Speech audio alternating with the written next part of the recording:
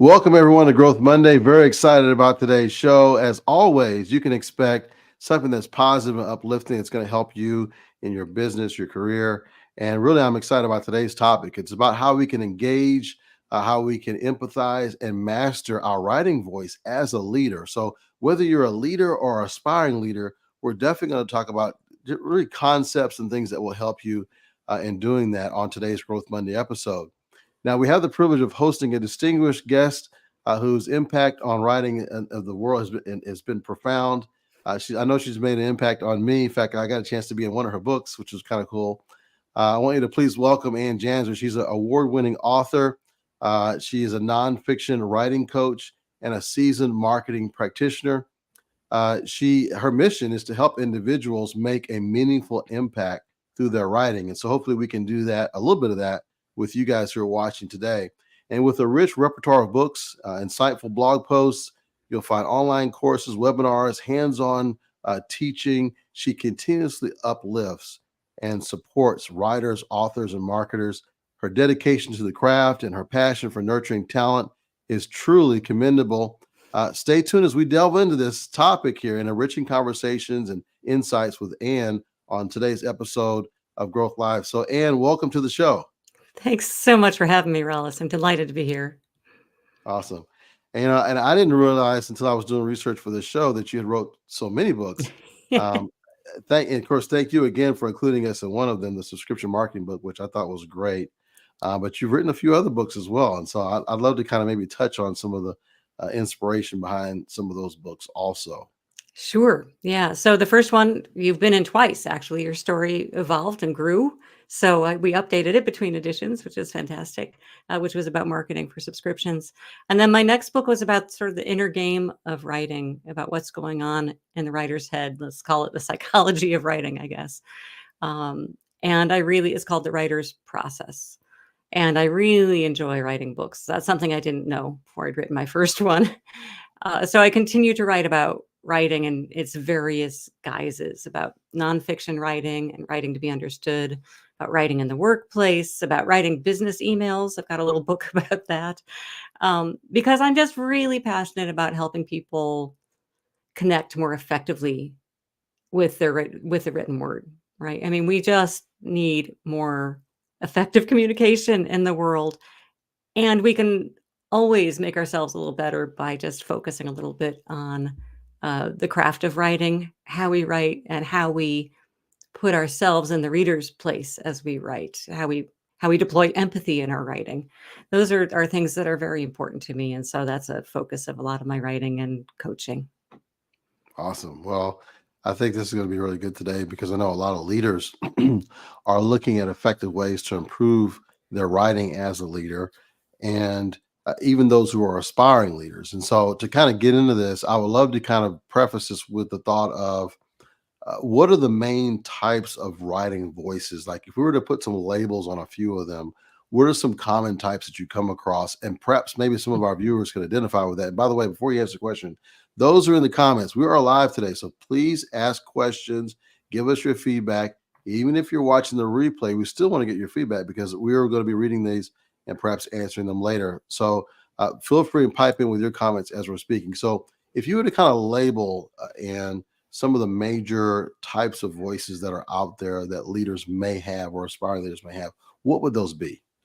Well, if we're thinking about leadership, right, there's lots of ways to approach your communication. So if we're going to put adjectives on it, we might have an authoritative voice. This is what's happening. This is what we're doing. Putting the facts out. We also have let's call it a collaborative voice. Some people are really, really good at inspiring feedback. It's like, what are your thoughts on this thing? This is what's happening. What do you think about it? I'd love to know. So that's a different, that feels different when someone says that to you versus says the other thing. This is what we're doing. So we also have people who love to show up as experts. They think that's their role as a leader. It's like, I know it all. Let me explain it to you. This one can really backfire, especially as a leader, because it tends to shut down collaboration. It tends to shut down, make people feel less empowered in their work. So you want to think about how you demonstrate your expertise without shutting doors to people, because your job as a leader is really to serve the people who you lead as well as your organization, right? Your job is not to, you know, I believe your job is to help also develop and serve those folks, and you do best when you help people perform their best. So we need to take care. We need to take care, and sometimes when we fall into one of these voice patterns in informal writing like emails and may not even realize it. Mm, Especially if there's, when there's a power imbalance, when someone actually reports to you, you have to be super careful about the voice that you choose, because people simply perceive it differently, than they do if it's a peer or when there's less of a power imbalance in the relationship. Like if a friend sends you an email, says, rough day, let's talk at 5. You're like, oh, wow, I wonder what was going on with their day, right? That's all they have to say. If your boss sends you an email, rough day, let's talk at 5, ruh-roh, I mean, suddenly it's like, dang, I gotta clear the text. What's going on? Anybody know what's going on? Right? I mean, do you see the difference in how those things yeah. land? Same email, but I interpret a whole different voice to it. I assign it a different voice. I assign it a different emotion because of the power relationship we have. So it's something really to think about, is how your words are going to land with the person you're communicating with. Wow, that's incredibly impactful. I appreciate you mentioning it, and it's such a great example. Yeah. Um, okay, so I heard you say authoritative, you got collaborative, you have the expert. I think I may have missed one, but those are the basic ones. So let's say we find ourselves in a situation where we're putting out a voice that we didn't realize it, but it's just not really the voice that we want to have. Should we Yeah. work at changing it? Should we own it and just lean into it? I mean, what are your thoughts on whether we should go through the process of either changing the voice or leaning into our voice? Right. So, I mean, there is the sense that you want the voice to sound like you, right? You want the voice to sound like who you are. And so people will say, well, this is who I am authentically. And, I'm a straight talker, and you should go with that. Um, Again, I think if it's damaging a relationship, you need to think about it. You need to be aware, well, I'm a straight talker, but this person might perceive this as me being more bullying or whatever. So until I really know them well, I need to just, it doesn't take much to add something just to soften it, right? There's another case, and this I've run into with someone, a young woman, and women tend to do this more. We like our writing to be conversational, so we tend to try to write just as we speak. And women tend to have a conversational strategy more often than men, where we collaborate and share power and are giving the other person place in our speech. We'll use softening words, or we'll say things like whatever, right? We'll do those things to engage the other person. And when two people are conversing this way, it's great. It works really well.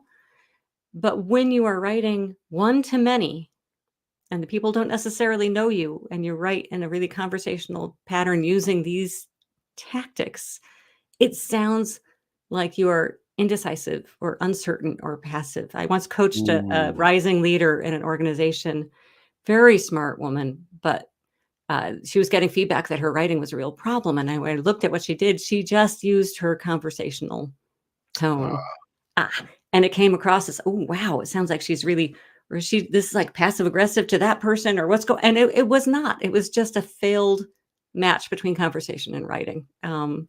So if you're like, well, I write as I speak, that's great, usually, but sometimes it can backfire.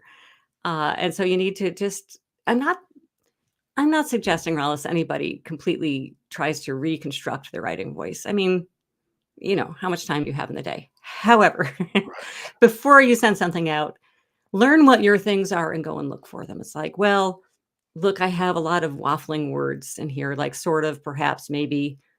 Am I really uncertain, or am I putting them in there to soften it? Maybe I should take those off. Or I'm writing to this person who is from another culture, and they're going to perceive my get to the point, say the thing, and be gone as being rude.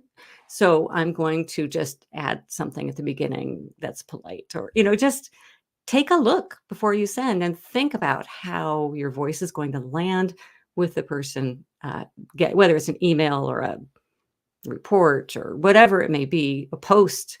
Take a look at it first and think about how it's going to land with people. Again, you'll notice that the writing superpower I'm talking about has nothing to do with words and has everything to do with empathy. That's the superpower, is trying to put yourself in someone else's shoes for a moment and read what you've written and see how they might react to it. Right.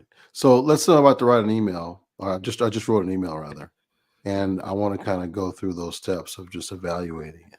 Yeah. Do you suggest reading it out loud? Do you suggest sending it to a trusted friend, running it through an AI tool? I mean, what are some different things? Call you up? I mean, what would you suggest if we're Okay. trying to do that? If it's a really critical email about a sensitive topic, yeah, if you have a trusted friend, it's like, I'm going to send this to so and so. Can you read it first? That's brilliant. Usually it's enough to sit and read it first. And I'm going to share with everyone listening my favorite email tactic, other than just like make it shorter, which is usually a good one. When you've written, and I do this myself, I write the email and I go back and I look at the first sentence, and 9 times out of 10, maybe 95 times out of 100, the first sentence is I. Hey, I heard you. I wanted to do this. It's about me, the writer. Switch Ah, it and make the first sentence about the recipient. So you might want to know that there's a meeting coming next week. Not, I wanted to let you know. It's, you might need to know about this meeting, right? Suddenly, this email is so much more relevant to the other person because it's about them.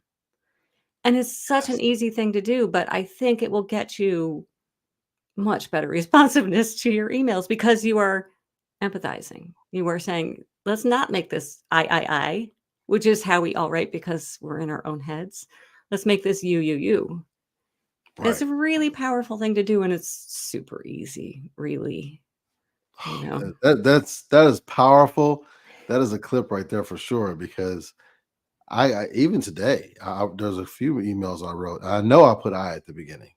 I We wanted all to follow do. I wanted to follow with about this, or I wanted to do this, and I should just get to the point and show how it relates to them first. If it greases the wheels of writing the email, leave it in. It could be a first draft, but just don't hit send until you've gone back and fixed that beginning. Which is what I do. My emails all start out with I, and then it's like, okay, now I got to fix this because Yeah. I'm not the center of the universe. Yes. Okay. And then okay. Now, one of the things I struggle with though, Ann, about making emails shorter, I'm scared that I'm going to leave out something that they would need to know, or perhaps I'm scared that they may misconstrue something because I didn't put enough detail in there. Yep. But then at the same time, in the back of my head, I know that if the email is too long, they're not going to read the whole thing anyway. They're just going to skim it. Most people. So tell Bingo. me, help me with Yeah. this. That's a hard thing, and I'm just reading a book now, and they did some studies. People are more likely to read shorter emails. I mean, they just are. So that's something just to remember. I have to look up the name of the book. It's something like Writing for Busy Readers. Really excellent book. So there's some science to it, so that might help you. Um, I know we want to give all of the backstory. We want to give all the details. We do want to give enough to head off a whole cycle of emails. There is a meeting next Tuesday. Where's the meeting happen? Who's running it? I mean, give them what they need to know to take a meaningful action and either conclude the cycle of the email or something. We don't want to generate spurious emails if at all possible. We all have too many. So there's that. So it's a tough balance. Sometimes you have to decide what stays, what goes, what um, what they really need to know now versus what they might need to know later. Sometimes things they might need to know later, you can catch up with them later on. If there's a lot of stuff that you just really want to put in there, it's a rich, complicated thing. Just use subheads. Just say, details, da da da da, background, da da da da. And they can choose to say, it's like, okay, this is really what I know. If I want to read the background, I'll do so. This helps people scan because we are all skimming and scanning all the Yes. time, Yeah. not just Me too. pouring in detail over emails. No. Yeah. So Yeah, that's a good point. subheads are your friend. You just have to, make it bold, a little word, and then go on. It's in structuring an email like this, I think you find that you really clarify your thinking, and Yes. that's a gift, not only to the recipient of the email, but to you as well. It's a gift, so Yeah. it's worth I spending time. I had one of my staff not so long ago say to me, and she was making an honest observation. I noticed in your emails you don't put more than two sentences to a paragraph, and I do that on purpose because I am a skimmer, and I do like to use subheadings like what you might. I'll do bold. I'll Yep, do maybe two sentences, and then do like something else. And I also like to use bullets a lot me too. because I know people are skimmers, like you said. Because I skim, so I know other people do it. Absolutely, of course we do. We're all skimming. What in your opinion, what is the perfect length if you could pick it? Give me if you don't mind amount of characters or words roughly that a person would be more likely to read that's not too long.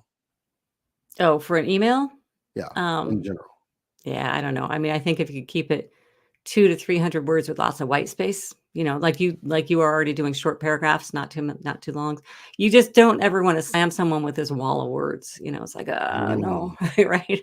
You see that on your phone, it's, "I'm not gonna read that now." And right. so if you're not gonna read it now, chances are you're not gonna read it later. It's just, you know, Yeah. you wanna just slip in on that. Can they read it and respond to it easily or quickly? So try to keep it to a couple hundred words. I don't know what the actual number is. It's going to vary. Shorter is better. That's in terms Yeah. of feeling more welcoming to the reader when we're all swamped. I think that your intuition is probably pretty spot on. I think I would probably easily read a 200 word email. Okay, so the other thing I wanted to ask you is if let's say I'm a more authoritative generally, just the way I communicate, and I want to be more collaborative. Do you have a couple of top suggestions on how I can maybe be more collaborative or engaging? Because a lot of times we're starving for feedback, in some cases that we're on the right track Yeah. and we're not getting that feedback. And so if Yeah. we want to be more collaborative and getting that feedback, what can we do to start to turn that around? So one thing is to simply ask for someone's advice as opposed to feedback. What are your thoughts? I'd love your Ah, advice on this topic. Do you see how that I'm crediting Dan Pink on this. He just did a video on how it's different. You ask for feedback, you're putting people in this place to be judgy. If you ask for advice, you're just asking them to be generous, and it feels ooh, I different, like which I that. love that one. So that's hat tip to Daniel Pink on that. Um, uh, and it's also just being, again, the more you can make it about them and think, are you genuinely,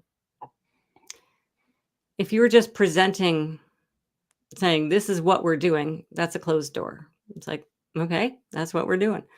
If you're saying, we could do this or we could do that, I would love to hear your thoughts on these things. And, you're not giving up. If you'd like to hear people's thoughts, you're not giving them the control. You're maintaining the ability to decide, but I would like to seek your thoughts. Or here's a good one. Can you think of a reason why this might not work? Right? If you're pretty decided on Mm, something, but this is a great leadership thing. Can you think of a reason why this won't work? Or I'd love to, just let me know, because you're gathering input. And even if you go ahead and do the thing, this person has had a safe chance to say, whatever their concerns are. You've given them a safe space to do that, which is yes. which is really nice. And then they're going to feel more engaged in the result. If you come back and say, I thought about that. We're still going to go with this. I recognize your concerns and we're going to try to mitigate it. Thank you. Right? I mean, Yeah, now love you that. feel seen and acknowledged, right? You feel that you were a part of this team, even if it's not doing the choice that you would have done. They've taken they've someone, your leader has listened to you, whoever they are. So it's just, think about the way you're phrasing things, and the best thing is to think about how you would feel on the receiving end of it to see how it would land. Yeah. So here's a point. A friend of mine here, Dr. Timothy Brown. He's a professor on the East Coast there. He says so true. I think when he put this, I think it was around the time you were talking about asking for advice and feedback. And Mm. maybe you can check me on that, Dr. Brown. Make sure that I'm right on that. Is that what you're talking about? So true. Because I was right with you when you said that, and I think it's so true. Yeah. Asking for I'm gonna implement this is to ask for advice over feedback. Yeah. And It's just a word, right? It seems like, "Oh, it's just a word. What difference does it make?" Makes a huge difference. Our words are, very powerful things. Yeah, which is why we need to use a little care with our writing voices. yeah. Okay, now I want to do the flip side of this. What Okay. if we're naturally a collaborator, very conversational, but we need to perhaps bring a little bit more authoritativeness Mhm. to our voice? I noticed you said earlier a lot of times our female counterparts tend to do that. Of course, I've seen males do it too. Yep. I sometimes probably tend to do that.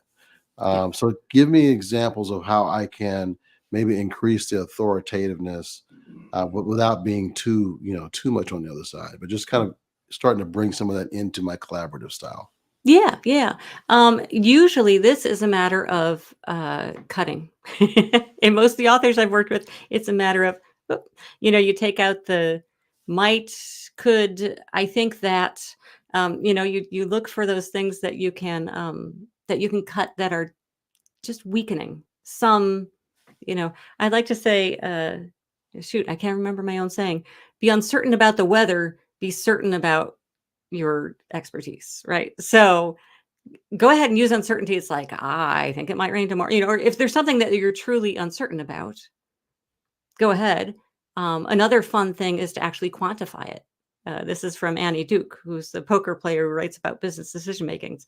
She can say, I have a 70% certainty that this thing's going to work. Do you see how that's different than saying, oh, I don't know? It's like, I'm 70%. I'm Right. happy to share with you why that is, but this is my level of confidence. So identify where you're truly uncertain, and if you want to communicate that uncertainty and why, and otherwise make sure that you are taking out any of those waffling things, any of those qualifiers. I call them the four horsemen of hesitation, which which is qualifying questions and words like some or that. There's lots of different little language ticks of language. Yeah. I in my first drafts are filled with a bit. I don't know why I write that. It's a bit of a problem. It's a problem. You see what I Yes. mean? It's like Yes. you will learn to recognize what yours are. You might work with a copy editor once or twice and have them highlight them and say, Rollis, you say some and you say this and you say that, and just go back and just cut them out That's a good one. before you send. I know sometimes I'll say I think when I know it's the case. Like I've already verified it with the other person. Oh yeah, I think it's supposed to do such and such. But I do that so as not to appear, I don't know, in some cases not either like a know-it-all Yep. or to not have to waffle back on it later just in case I'm somehow wrong. Yep. But I tend to do that more often than I think I should. There's times I should say I think, but I think there's Yes. other times I should just say, well, this is whatever the case is. Right. So little search for I think when you're done to look and see which ones get to stay. Is a good idea because, again, that's that you're using that strategy of trying to not assert too much power in the relationship with the other person, you know. However, here's the question to ask if you're should it stay or should it not? The question is, what does your reader need from you? What do they want from you? Right? So if you're leading a team and you're saying this is our strategy, um, do they need to know I think is the right thing to do, or do they need you to show up confident, right? How are Right. you if you're engaging as coaching with someone, you want to show up confident because they need your confidence. So, if your reader needs your confidence, take those out. I mean, it all has to do with what people need and how do they need you to show up in your writing. Another fun, we're talking about voice. I'm going to go back to voice for a minute. A really fun exercise to do is to come up with the adjectives you want to embody in your writing, how you want to show up. Come up with like 3 adjectives that you want to be consistent across your writing so that people know who you are and that's how you show up. And then you can look at, so if confident is one, or supportive, or whatever it may be, then you can go back and look at what you've written and say, does this sound confident, or does this sound supportive, or Ah, right? You can try to use them as a filter and a lens to dial back something or to bring something out so that it really lives up to what you want it to be and what your reader needs from you. ooh, I like that. It's powerful. Now, we did, by the way, Timothy, he can relate to me on this. He says guilty of using I think. So I'm not the only one. Thank you for making me feel better. We all do. We all use these things, and it's fine when they're on our first drafts. We just get to edit them out, you know? Yeah. So Jan put this in here. It's from Teresa. She says, absolutely phenomenal that I connect especially with both of you. Immense honor for me, particularly at this exact moment of time. But she has an unpleasant issue she has to take care of. But thank you for Teresa for saying such nice things about both of us. And Yeah, we're so delighted. watch the replay. She can watch the replay and catch all of it. Okay. So this is our halfway point. This is our water break time. And I do have a fun question I want to ask you Okay. as we continue on this subject. But we want to stay hydrated. Yes. Water, water. Okay. Okay. So here's a question for you. Which character from a TV show you watched as a kid brings back the happiest memories and why? And those who are watching, please give us your comments on that as well. We'd love to hear it. So, which character from a TV show would that you watched as a Hey. kid that brings back the happiest memories and why? Oh, wow, is that hard? A TV show I watched as a kid brings back the happiest memory. Okay. Yeah, and the other part is I'm totally gonna date myself with telling you whatever television shows I watched as a kid. All right. Character television shows as a kid. Um, I, I just used to love Saturday mornings cartoons, right? And my favorite were the Bugs Bunnies. Oh I yes, just love the Bugs Bunny I cartoons. love Bugs So Bunny. if when I flash back on childhood television, it's like that's definitely one of them. Yes, Bugs Bunny and Daffy Right? Duck and Yeah. Wile Yeah. E. Coyote Yep. and And he had a distinctive voice, right? I think I'm gonna go with that one too. I like that one because when I was growing up, that was big. I don't know that we're actually that far from each other in age. We might be the same age, but I remember Bugs Bunny very very vividly. So that's a good one, guys. In the comments, let me know what you guys think. Is that one of your favorites too, or what was your favorite growing up that brings back the happiest memories? Okay. So getting back into our subject about, we talked about empathizing and engaging and mastering. I think we talked about engaging, which was good. I think we talked about, the authoritative voice. I don't know that we talked about empathizing, other than the fact that you mentioned take out the I at the beginning and put the Mhm. you. What are some other ways we could show empathy in our writing style as a leader? Well, we have to think about, we have to realize that anything we write is reconstructed in the reader's head. Um, I did this when I was researching my most recent book on voice. I found this psychologist who says that he believes that 70% of people, I can speak today, 70% of people hear an inner reading voice when they read silently. They attribute a voice to it. Now, if somebody knows you, they'll probably put your voice in there. But if they don't, they're going to create. So if you've written a post on LinkedIn and somebody hasn't watched any of your videos, say, they're going to read the words and hear a voice that they construct. It might be their own voice or it might be something that they make up, which I think is so interesting because fundamentally, we don't really have control over how our words land with other people. We can only do our Right. darndest to try to influence it. Right. Um, We don't know what mood someone's in. We don't know, what's going on when they're reading. Is there a jackhammer, going on next door? They're going to feel pretty annoyed when they're reading whatever it is that we sent them. We have no idea. So it's incumbent on us to try to serve things up in a way that will land well for the reader.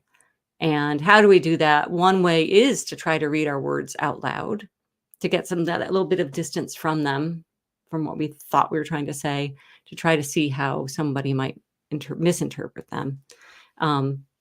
There's a study that I cited, I think, in the book on writing voice, about how often we misconstrue tone in emails, especially happiness and sarcasm, super, super close.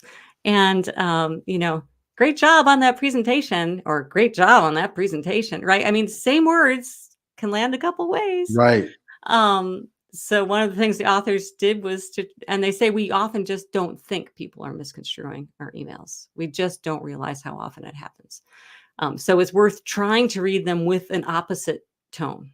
So take an email that you're writing for someone, and then try to read it in a sarcastic or critical tone. And if it works, you need to soften the words so that, right? If it works, you might be in trouble.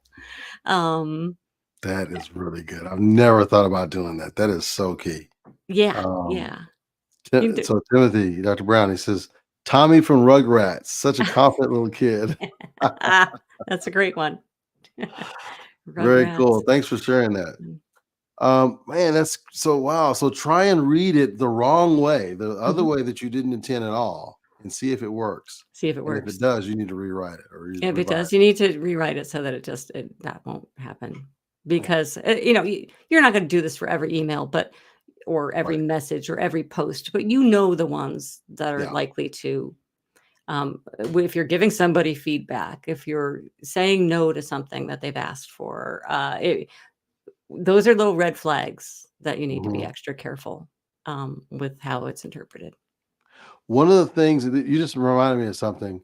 One of the things I've found, I've just kind of noticed this on my own, is that if I respond to an email that it's an unpleasant thing I didn't want to see or to hear, and I'm writing it as I'm upset, there's a very high probability I'm going to regret sending that email. So I've Mhm. learned to put it in my draft mode and just leave it there for a day. Very good advice. Leave it there because, yeah, writing when upset, it will come through. I mean, I think if there's an underlying emotion, it will often come through without. Yeah, yeah. Yeah. So if we're going off the topic a moment, but I sometimes when you have to write something about that you're not comfortable in. I had to write an email the other day, um, requesting, AKA demanding a refund from a company, right? So it's not a comfortable situation for me. It's outside my normal writing, and I'm just it's somewhat a slightly heightened emotional state over Right. this, right? Um, so I just put all the facts of the matter into AI and I had it write the email.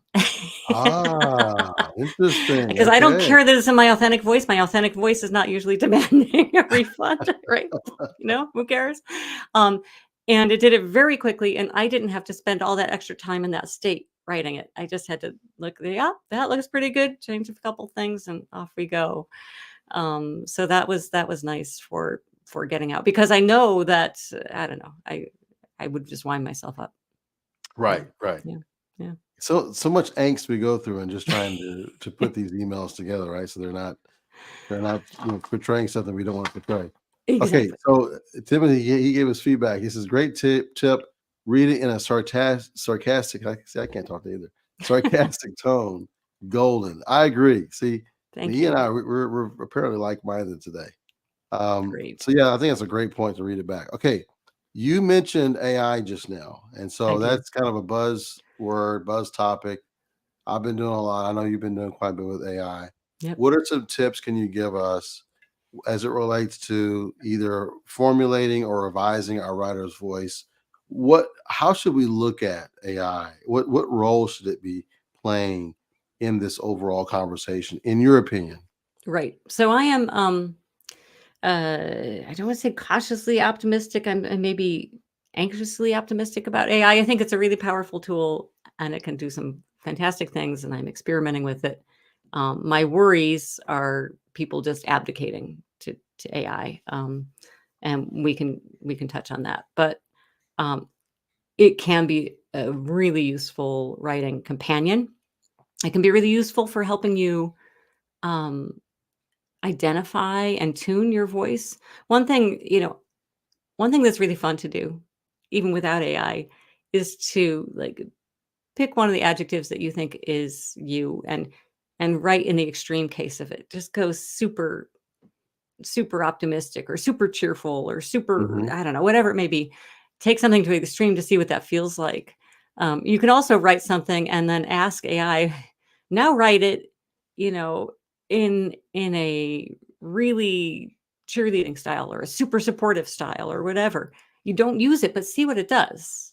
See how that Mm. informs it. See what it thinks is or thinks what patterns of language it has found that it believes are super supportive or super authoritative or super collaborative, and use those as little guideposts. It's like, okay, you know what, I that one, maybe I'll use that. That's pretty good.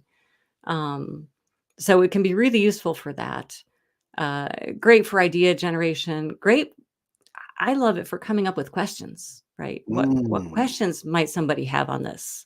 So this is a way to use it to help us get not other people's opinions, but patterns it finds in the language. At least know what most people think are important because it's finding all of these combinations of words, and I think that's useful. Right. Yeah. So there's lots of ways it's super useful as a writing tool. Yeah. Yeah, absolutely. I agree. And for some of those things, I've used it, and the others, I'm gonna try. Mm. Um, Yeah. like I want to use AI to ask me more questions. That's something I think I'm going to take from what you just said. I have used it quite a bit for idea generation. Like, here's some verbiage I've put together using my three main points. Can you help me build a process out of this, or how can I Yeah. make this into an outline or format? Yep. Yep. And I've used it to also summarize things, make titles. If I'm going, Titles. Oh my gosh, yeah, titles. titles, Yeah. I struggle with titles. Me too. Me too. Yeah, so it's been great in those instances, but I wouldn't be so trusting that I would say, "Write this article for me," and I just post it. No, right, right. It's, I've given it something and said, "Can you make this a little bit more concise or a little snappier?" and see what it does. I never just take what it uses, but I'll like, "Oh, I guess I didn't really need that point, did I?" Or, I mean, Yeah, it's does make you think and look differently, but that's yeah. another thing. And the reason why I asked you about the perfect length of an email, just in your opinion, 'cause everybody has their own opinion. The reason why I asked you that is because with AI, I have written out a long email, Mhm. and I know it needs to be shorter, but I just don't have the gumption, or just I just don't have it in me to cut out certain parts of it. So Yeah. I'll say to the AI, "Can you cut this thing down to," in this case, using your example, "Can you cut this down to 200 words? Yeah. Give them the most important parts of this email. Yeah. Can you cut it down to 200 words?" And then maybe I edit that a little bit and then send that instead. And I don't know what your feeling is on this. I mean, I'd love to get your comment on this. Is sometimes when I write an email, I'll actually have the short answer at the top. It'll be really Mhm. short, and then just below it, I'll put like longer answer or more detail. And I'll still bullet it out, but I'm telling them, look, you don't have to read this part. It's kind Yep. of optional. What are your thoughts on that? I like that. I like that practice a lot because that lets people know, and people will self-select. It's like, oh, if the short answer is enough, I'm like, boop. If they want more, they can self-select, but they see that right at the beginning that you put the short answer. So I think that's a great practice. I think asking AI to shorten is helpful because we sometimes have a hard time cutting our own words. Yes. And Yes. having something else do that for us can be super useful. Um, yeah, I those are both that's a good practice, to do that. That's great. If you were to encapsulate your book into a paragraph, this new book, Writer's Voice, I just bought it. I'm going to read it, so I'm going to read it either way. But I'd love to hear your synopsis, your summary of what that's about, and then I want to ask a follow up question to that. Okay. So you're gonna have to read it, Rollis, with a pen in your hand because the latest book on the writer's voice is both book and workbook. And the idea is it's a bunch of crazy explorations of writing voice that you can use to push the boundaries and explore your writing voice and what's available to you with that. So I think that's going to be an incredible tool for anyone, including myself, to use as a companion to AI. Because whenever I'm instructing AI to do something, let's say I'm instructing to help me with writing something, and I could say to that AI after I've gone through your book and I know what my voice is, I know what kind of descriptive words I want to use, that sort of thing. I can train it because I know one of the ones I use is ChatGPT, and I can put certain settings in there that I want to flavor all of the writing, but I can also separate it for each task and say, oh, in this task, I want you to write this in this particular voice and tell me if I have this right. Use these types of descriptive scenarios, yeah. and then now it's much more effective in giving me the answers I want, or the maybe it's not the final product because I still have to do some editing to it, but it's closer than if I just would not have given it direction. I want to get your thoughts on that. Exactly. Yeah. So having done this, I have given ChatGPT some custom instructions for, what my voice is, who my audience is, and that definitely is elevates the quality of what you get back. Another fun thing that you can do is, and I don't think I have the detailed prompt with me. You might ask it how to write the prompt, but you can actually have it. You can give it a piece of writing that you particularly love that you've done, and ask it to analyze the voice, to analyze what adjectives would the Ooh, voice. How would you describe this, the tone and style of this writing? What do you think, what grade level, you can ask it to do that, to get some idea of what your voice is right now and see if it is the same that you think it is or not. Which is very kind of a fun, flip it on your head.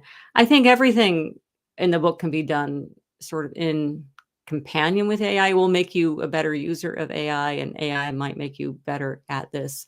When I was working on this, I think it came out in August, but I was working all through the first part of the year. And obviously, I feel like anytime I say anything about AI, I have to say, well, this is October 23rd, this is what I feel, right? Because it's like it's it day to changes. day, practically it changes. So everything I'm saying is based on October 23rd, 2023.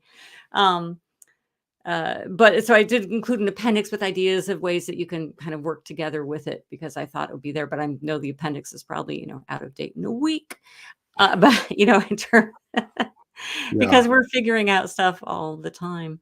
yeah. But the the joy, the fun comes not from having AI do it, but from you actually writing something that's in a little different voice, and you're like, "Oh, that's kinda cool, I can do that." I mean, the joy can come from that, so I would still encourage just messing around and trying yourself things. There's a bunch of fun, stupid exercises in there that, I had a really good time, doing and testing on a bunch of very patient, writing friends. Yeah, absolutely. So I'm hearing ChatGPT is your chat of choice right now. Are there any other tools in your tech stack, if you will, that you'll use when it comes to writing or editing? And I'll share maybe one or two of mine as well. But I'd love to hear what yours are. Yeah, so I am not, I haven't done deep dives into all the different AI things. I mean, I use, and I have for some years used Pro Writing Aid to run through my writing. It can look and it can find things like phrases and words that repeat too much and all that kind of What stuff, is it which is called? Pro Writing Aid. Pro Writing Aid. Okay. It's like a Grammarly competitor, same thing. Okay. So when I don't, I mean, I hire human copy editors and for my print books, but for everything else, it's I don't have time to to hire a human.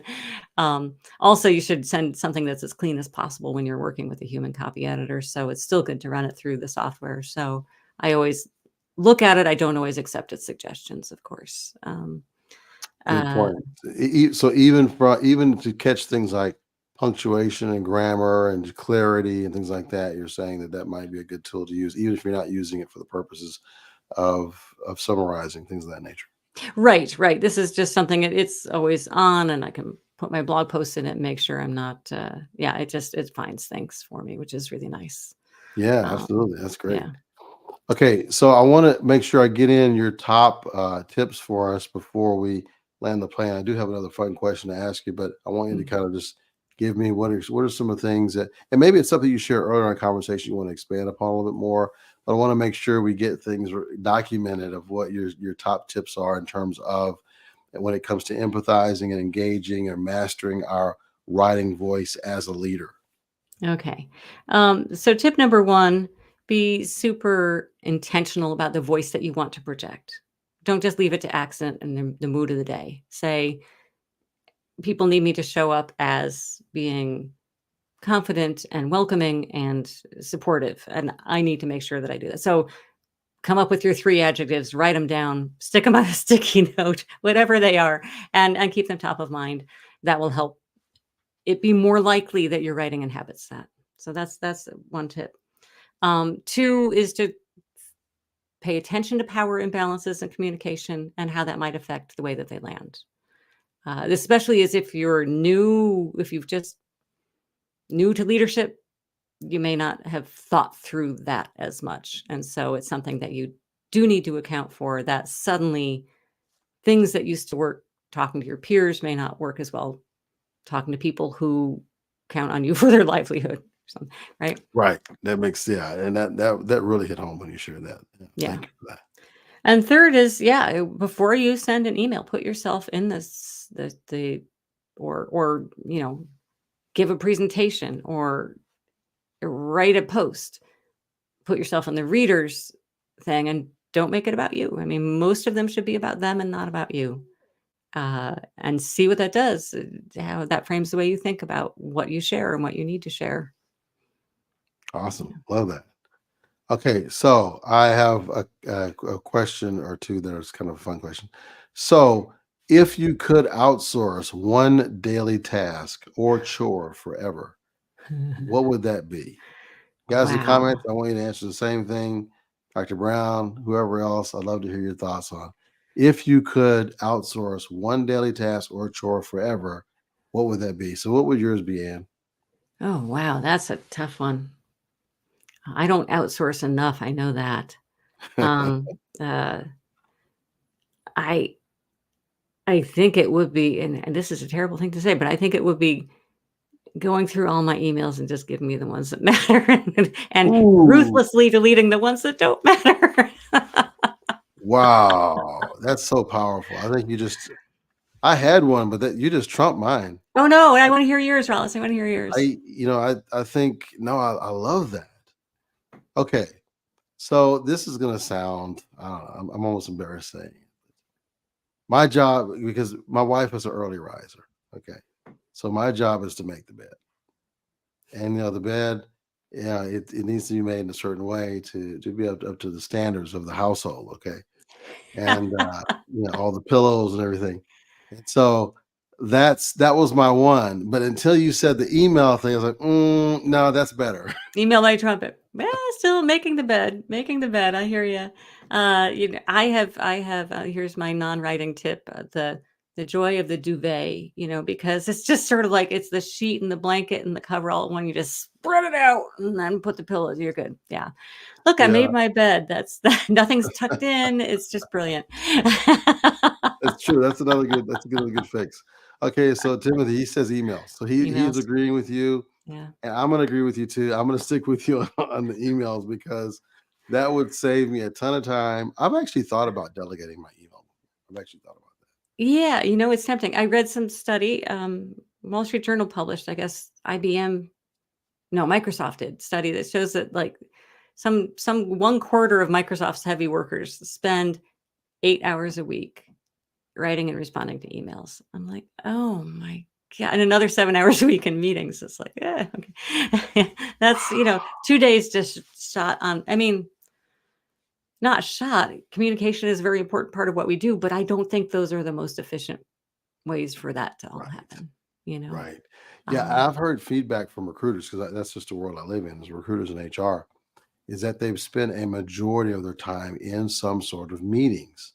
So mm, it's emails and meetings are like the two top things. And yeah, so if some feel frustrated, they don't have enough time to actually do the job of recruiting because they're always in meetings or in their email. yeah, It's like I can't get anything done. yeah, it's a real problem. It's a real problem, and we're, somehow it's it perpetuates more of itself. Yeah, it's yes, one of the perils of the modern world. So I don't know if I put this one up earlier, but Timothy says great tip reading a sarcastic tone, golden. And I agree Thanks, with him. Timothy. To read that email that you just wrote, try and read it in the most sarcastic tone possible. That way you mentioned earlier. And Yep. if it works, you need to reword that thing. I love it.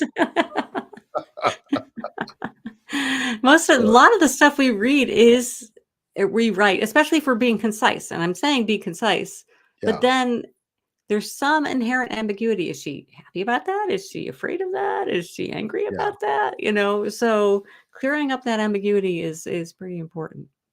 I'm wondering if you know that you got to send this email out, you try to read it in a sarcastic tone, and it can work, especially if the trust level is low between you and this other party, because that's where it really can backfire on you. Because if they have low trust, then they're automatically going to go to the negative story That's of what you true. just sent. Yeah.